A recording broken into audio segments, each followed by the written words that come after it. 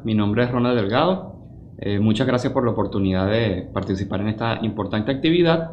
y yo les voy a estar hablando un poco sobre lo que es la inteligencia artificial, fundamentos y aplicaciones para el desarrollo. Para comenzar, quiero hablar un poco sobre mi persona. Bueno,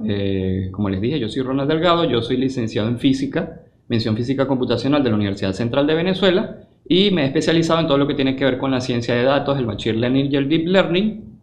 dentro de la inteligencia artificial, así como la visión por computadora y los grandes modelos de lenguaje.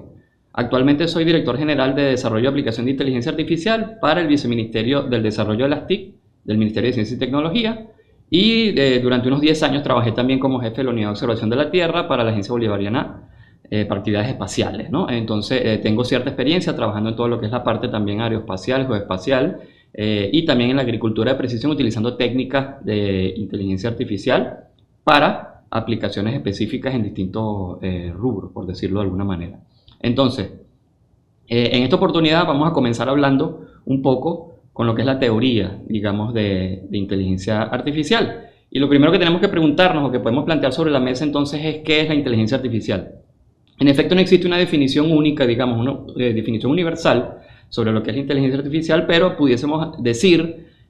partiendo de lo que dice el diccionario de Oxford, que es una teoría y desarrollo de sistemas capaces de realizar tareas que normalmente requieren de inteligencia humana, como por ejemplo la percepción visual, el reconocimiento de voz, la toma de decisiones y la traducción del lenguaje. Es decir, nosotros podemos decir que la inteligencia artificial es cualquier dispositivo, cualquier algoritmo o cualquier sistema que es capaz de realizar algo que generalmente nosotros asociaríamos a la inteligencia, tanto inteligencia humana como inteligencia animal también. No necesariamente nos podemos o nos debemos reducir a demostraciones de inteligencia humana. ¿Qué es lo que ocurre? Que la inteligencia artificial es una disciplina muy amplia que abarca una gran cantidad de temas distintos y distintas técnicas incluso dentro de lo que es esta disciplina, pero existe, digamos, dentro de la inteligencia artificial un subconjunto de temas que hoy en día son los que están más popularizados en la parte de lo que es la inteligencia artificial, que son tanto el machine learning como el deep learning. El machine learning es un subconjunto de la inteligencia artificial que podemos definir entonces como,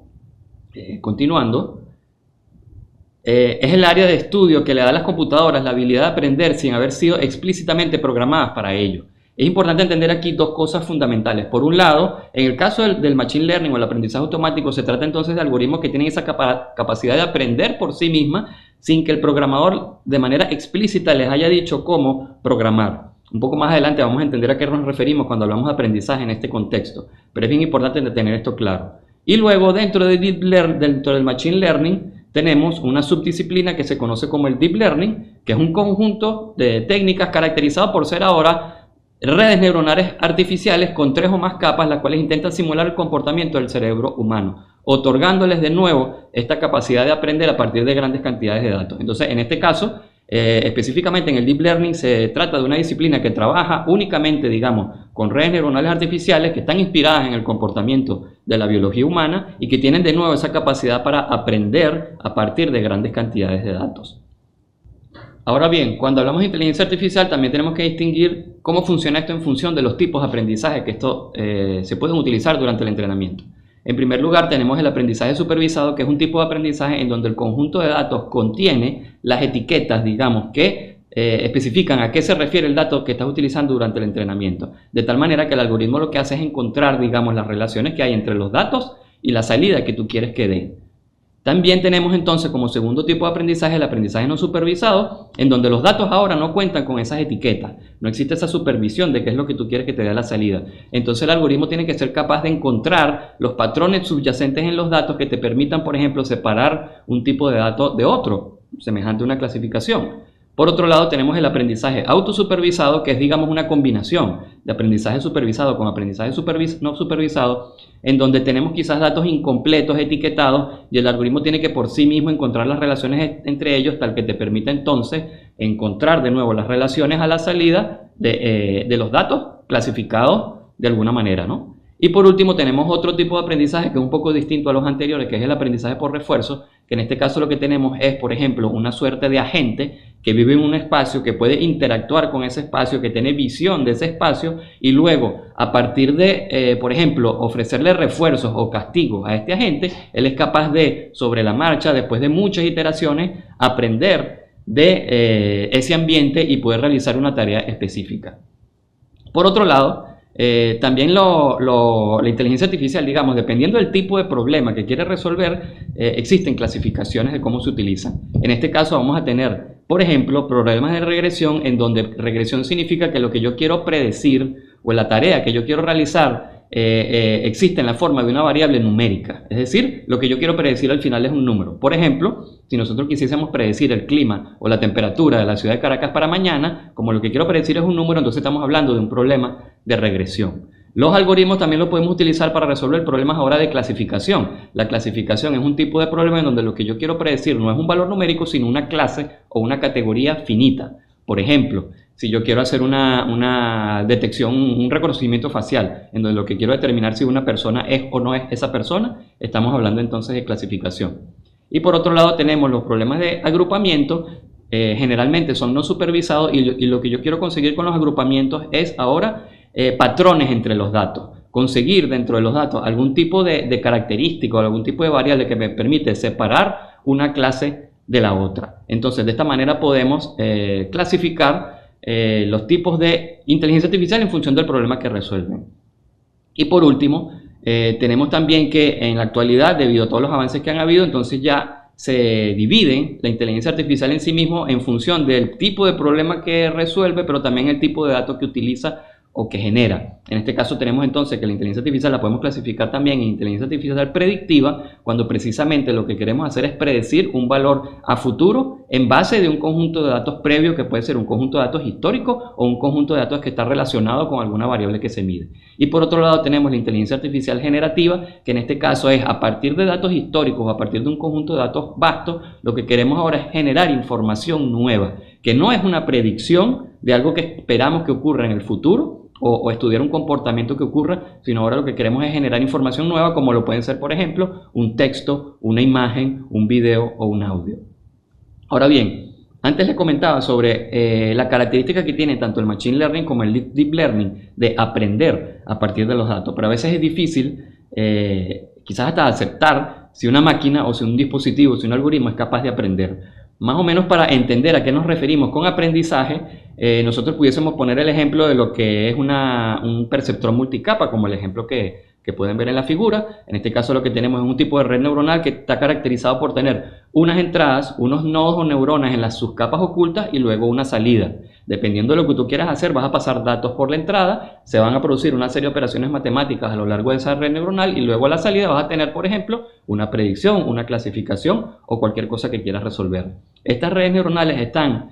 caracterizadas, están definidas por algo que nosotros llamamos los pesos o parámetros de la red. Y esos pesos o parámetros son numeritos, son simples valores numéricos que al principio, antes del entrenamiento de la red neuronal, esos números se generan al azar. Pero ahora, durante el proceso de entrenamiento, que es cuando uno va a pasar una gran cantidad de datos por esa red neuronal y va a ir viendo cómo son sus salidas y uno va a saber o va a evaluar si la red neuronal está funcionando bien o mal, uno lo que va a hacer es ir ajustando esos pesos, como les decía, es una suerte de reforzamiento o castigo, dependiendo de lo bien o lo mal que lo está haciendo, y entonces esos numeritos que son los pesos se van a ir ajustando sobre la marcha durante muchísimas iteraciones hasta obtener la salida que uno espera de esa red neuronal. ¿Qué es lo que ocurre? Que si continuamos entonces en el análisis, vamos a suponer que tenemos ahora una red neuronal que nosotros lo que queremos que haga es que le paso a la entrada, por ejemplo, una fotografía de un perro o de un gato. Y yo quiero que mi red neuronal me diga que si lo que le estoy mostrando es un perro o un gato. En el momento que ya la red neuronal está entrenada y que ya los pesos alcanzaron sus valores finales, después de ese procedimiento que es el entrenamiento, lo que va a ocurrir es que yo le muestro la foto de un perro y él me va a decir a la salida, esto es un perro. Pero me lo va a dar con una precisión, que puede ser de un 80, 90, 95% de precisión. Es decir, el modelo nunca es perfecto, por lo tanto es importante evaluar la calidad de ese modelo. Pero lo importante es que al principio, la red neuronal no sabía clasificar esos pesos. Ella no tenía la capacidad de decirme si cuando yo le mostraba la foto de un perro, eso es un perro. Y después de ese proceso de entrenamiento, efectivamente la red neuronal va a aprender a clasificar una imagen. Y eso es lo que nosotros entendemos entonces como aprendizaje en el contexto de la inteligencia artificial, del Machine Learning y el Deep Learning. Ok, ¿Qué es lo que ocurre entonces? Después de que tenemos toda esta gran cantidad de modelos y toda esta cantidad de sistemas que vemos son capaces de aprender de los datos, entonces vayámonos a lo que son las aplicaciones, sobre todo las aplicaciones modernas de la inteligencia artificial. Por supuesto, cuando nosotros pensamos en inteligencia artificial, lo más probable y lo más seguro es que lo primero que nos venga a la mente son todo este tipo de cosas importantes y en muchos casos impresionantes que están haciendo empresas como por ejemplo Google, Amazon, Spotify, Netflix, etcétera, etcétera, que en la mayoría de los casos ellos utilizan la información del usuario para, por ejemplo, hacer clasificación de correo spam o no, saber si a un usuario le interesa un producto específico, por ejemplo en Amazon, y ofrecerle o sugerirle un tipo de producto, hacerle una recomendación en función de los gustos musicales de la persona, hacerle recomendaciones sobre cuál grupo, cuál cantante o cuál banda probablemente le guste, y todo este tipo de aplicaciones que ya conocemos también en redes sociales como Facebook, como Instagram o como TikTok, que primordialmente están hechas o están desarrolladas o utilizan la inteligencia artificial básicamente para enganchar a los usuarios y al final para generar más dinero, digamos. Ese es su interés primordial, ¿no? Y lo sabemos y su objetivo está en la generación de ese capital. Sin embargo, la realidad es que estos son casos específicos de empresas privadas que, como les dije, lo que quieren es buscar maximizar sus ganancias.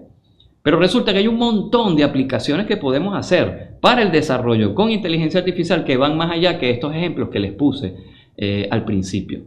Por ejemplo, continuando en lo que se refiere a los ejemplos de aplicaciones de la inteligencia artificial, podemos hablar de toda la gran cantidad de cosas que se pueden hacer en el campo de la visión por computadora para lo que es la automatización de procesos, por ejemplo, en la manufactura o en la agricultura. Nosotros tenemos ejemplos en donde podemos utilizar sistemas de reconocimiento de imágenes para, por ejemplo, detectar si un dispositivo en una fábrica tiene fallas o no. Y si puedes detectar si tiene fallas o no, lo sacas de la línea de producción y eso te puede optimizar los procesos. Se está utilizando también muchísimo este tipo de herramientas en la agricultura, en donde tú puedes hacer seguimiento de cultivos y ver si un cultivo está bien o no. Puedes contar, por ejemplo, la cantidad de manzanas o mandarinas que tienes en un cultivo y eso te permite saber cuál va a ser tu producción al final de la cosecha. O incluso puedes hacer seguimiento de plagas, por ejemplo, y de manera automática puedes detectar si existe o no existe una plaga y incluso antes de que ocurra. Y si puedes hacer eso, puedes hacer una gestión de tu proceso de agricultura de una manera que te pueda optimizar el proceso, que te pueda ofrecer información antes de que ocurran los eventos, digamos, desfavorables para esa cosecha. Se está utilizando muchísimo también este tipo de técnicas para lo que es toda la parte de medicina. Entonces, por ejemplo, existen ya métodos de visión por computadora que te permiten, a partir de imágenes de resonancia magnética nuclear o imágenes de rayos X o mamografía, por ejemplo, detección temprana de cáncer, en muchos casos hasta con 2 o 3 o 4 o 5 años de antelación, antes de que se produzca la afectación. También se utilizan este tipo de modelos para detección, por ejemplo, de cáncer de piel, en donde gracias incluso a dispositivos tan sencillos como un teléfono celular, tú puedes tomarte una foto de una afección que tengas en la piel y automáticamente el sistema puede mandar ese prediagnóstico a un médico y él te puede ayudar a saber si tienes algún problema, por ejemplo, de cáncer en la piel y servir entonces como una herramienta para el diagnóstico, en este caso, de los médicos. Pero por supuesto, esto no solo se queda aquí. En sectores como la industria, como la manufactura y sobre todo la robótica, se está utilizando muchísimo los algoritmos de inteligencia artificial, sobre todo para todo lo que tiene que ver con la optimización de procesos, con la automatización, con el mantenimiento prescriptivo, predictivo y todo este tipo de herramientas en donde son tantos sistemas automáticos que tienen sensores y que tienen actuadores y que los algoritmos por supuesto van a funcionar mejor para automatizar y para optimizar todos estos procesos productivos. También existen muchas soluciones útiles en inteligencia artificial en la parte de la educación. Efectivamente, como las plataformas educativas cada vez se están digitalizando más, los usuarios, los que forman parte de estas herramientas, pueden interactuar directamente con la plataforma y pueden hacer un seguimiento de cómo el estudiante está aprendiendo a lo largo de su proceso de aprendizaje. Y gracias a los algoritmos y gracias a ese análisis que se hace sobre ese aprendizaje, entonces tú puedes ofrecer educación casi que hiperpersonalizada sobre cada estudiante. Porque los algoritmos te van a permitir detectar, por ejemplo, si un estudiante está teniendo fallas en un tema particular y entonces tú vas a poder crear, por ejemplo, ejercicios personalizados para ese módulo en específico, para ese estudiante en específico y para cada estudiante distinto va a ser distinta la educación. Y esa es una de las potencialidades que tenemos entonces en la utilización de este tipo de técnicas y algoritmos para algo tan importante como lo puede ser la educación. Por supuesto, nos damos cuenta entonces que es un tema bien interesante, bien amplio, que requiere gran cantidad de cosas que deben ocurrir para que nosotros la podamos utilizar. En el contexto de esta actividad y en el contexto del lema que dice quién construye los algoritmos del futuro, bueno, es bien importante entender y asimilar qué hace falta para construir precisamente esta inteligencia artificial que necesitamos. Fundamentalmente necesitamos tres cosas. Lo primero, y quizás lo más importante, es talento humano. Nosotros necesitamos personal capacitado en disciplinas que en la mayoría de los casos son, digamos, complejas. ¿A qué me refiero? Necesitamos personal capacitado en todo lo que tiene que ver, por supuesto, con ciencias de la computación, pero también en las matemáticas, pero también en las estadísticas y en toda la parte, digamos, de electrónica incluso y de procesos y de pedagogía que está relacionado con esto si queremos entonces ser constructores de este tipo de tecnología. Entonces, en primer lugar, construcción de capacidades, talento humano calificado. Luego, por supuesto, como ya vimos, todos estos algoritmos funcionan a partir del análisis y del procesamiento de montones de datos. Por ello, nosotros tenemos que contar entonces con una buena, digamos, gobernanza en lo que son los datos. Tenemos que tener esos datos disponibles, tenemos que hacer procesos de limpieza, de adquisición y de almacenamiento de esos datos y tenemos que contar relacionado con esto con el tercer punto, que es la infraestructura. Infraestructura tanto de almacenamiento como de cómputo. Sabemos que gran parte de los algoritmos de inteligencia artificial, sobre todo los de Deep Learning, requieren unidades de procesamiento gráfico para su cómputo. Y estos servidores y estos centros de almacenamiento son bien complejos, son bien costosos, requieren bastante energía eléctrica, requieren bastante agua para su enfriamiento. Entonces tenemos que ser conscientes además de las implicaciones tanto ambientales como éticas de todo lo que estamos hablando. Entonces, fundamentalmente, para poder nosotros construir esta inteligencia artificial necesitamos talento humano, necesitamos datos y necesitamos infraestructura. Pero siendo más específicos también hay algo que quiero hacer énfasis. Como les dije, todos estos algoritmos, en el fondo, a pesar de todas estas aplicaciones que son tan naturales para nosotros y que ya las estamos utilizando el día a día,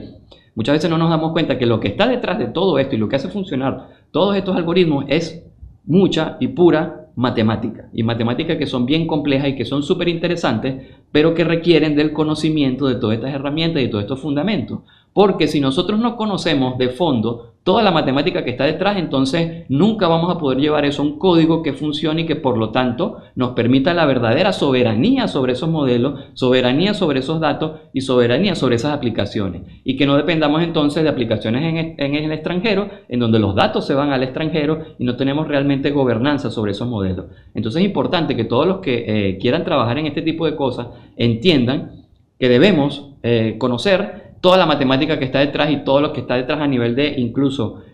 como ya lo dije antes, estadística y ciencias de la computación para poder eso posible. Ahora bien, continuando también en el tema relacionado, hay algo bien importante que debemos tocar y sobre todo desde el Ministerio de Ciencia y Tecnología.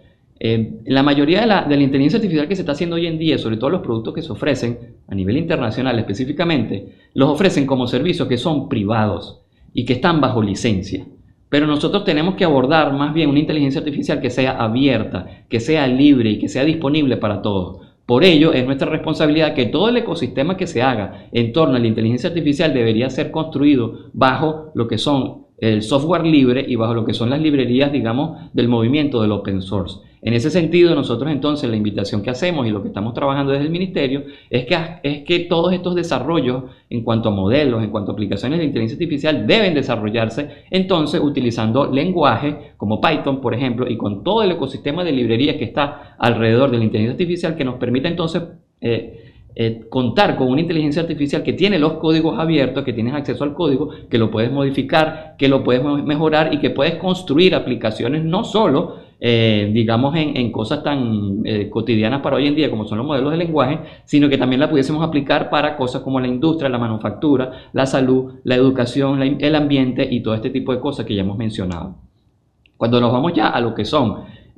quizás lo que más está de moda hoy en día y lo que son las aplicaciones en los grandes modelos de lenguaje, también nosotros tenemos experiencia, como ya es bien sabido,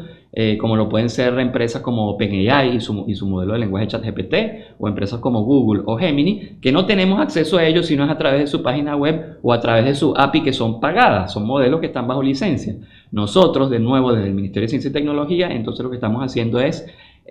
siguiendo ese lineamiento en el que tenemos que utilizar son modelos abiertos. Por ejemplo,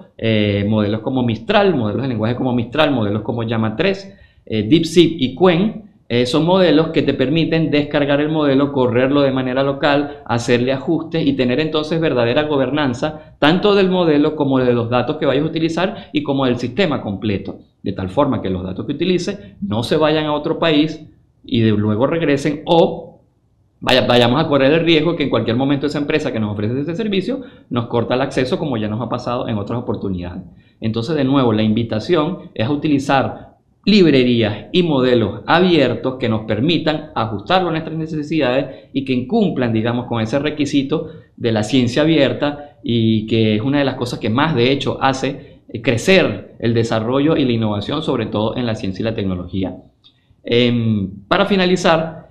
sí quiero decir que lo último, diría, que nos faltaría entonces para construir esa inteligencia artificial y para construir esos algoritmos del futuro, y de nuevo desde el Ministerio de Ciencia y Tecnología, esta es la invitación, es a aceptar el reto. Es el momento de aceptar el reto, y como les dije, tanto desde lo teórico y lo aplicado como desde lo práctico y de lo ético, que también vamos a estar hablando al respecto. Es importante que aceptemos el reto de asumir la complejidad que tienen este tipo de modelos, pero también la utilidad, pero también la responsabilidad que implica realizar todo este tipo de cosas, pero también conocer los beneficios que tienen estas herramientas, pero también conocer los riesgos y tener un conocimiento completo e integral de esta tecnología que nos permita entonces ser creadores, porque el compromiso es ese: no seamos simples usuarios de servicios y de páginas que están de nuevo en otros países y que se quedan con nuestros datos, sino que necesitamos crear un ecosistema de desarrollo interno que permita entonces realmente potenciar nuestros sectores socioproductivos, potenciar la salud, la educación, el desarrollo, el petróleo, la energía, ¿no? Entonces, la invitación que les quiero hacer para finalizar es que aceptemos el reto. En el Ministerio de Ciencia y Tecnología ya aceptamos el reto y estamos haciendo actividades relacionadas en apuntalar este tipo de desarrollos, como el Plan Nacional de Ciencia y Tecnología, la Ley de Inteligencia Artificial que está pronta a discutirse, y todo este tipo de esfuerzos que estamos haciendo también relacionados con la formación de talento, el programa Semilleros Científicos, el desarrollo de cursos de formación en Machine Learning y Deep Learning. Y finalmente, bueno, como les digo, tomar la responsabilidad y aceptar la importancia de lo que quiere este tipo de tecnología. Muchísimas gracias por la oportunidad y, por supuesto, bueno, estamos a la orden en el Ministerio de Ciencia y Tecnología.